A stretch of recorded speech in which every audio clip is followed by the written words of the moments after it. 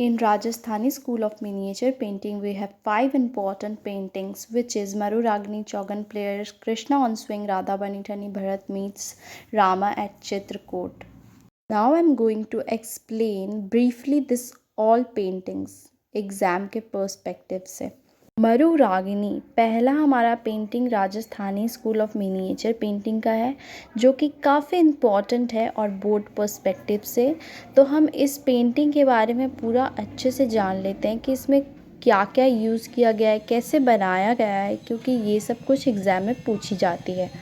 Maru Ragini painting. It is a famous miniature painting from Rajasthani and Pahari school of art, often depicting a romantic scene of man and woman riding a camel in the desert, symbolizing love, longing and music.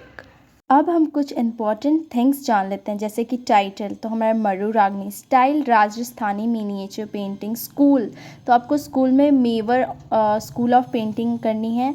Theme love, longing and music. Medium natural colour on paper, vegetable and mineral dyes. Time period 16th century to 17th century.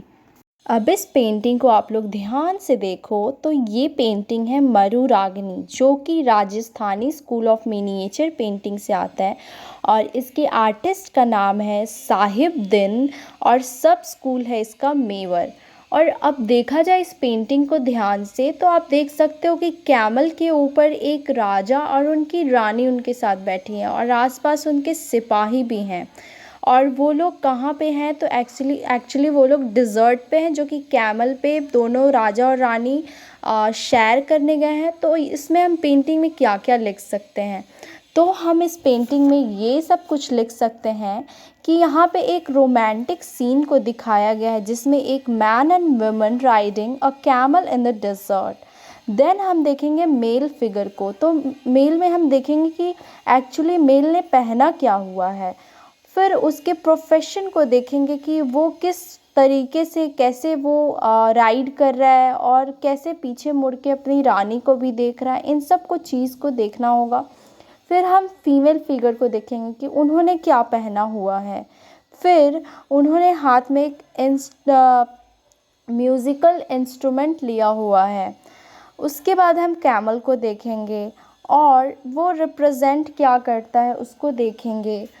तो ये सब कुछ आपको देख करके खुद से बना करके देन बोर्ड एग्ज़ाम में लिखनी होगी।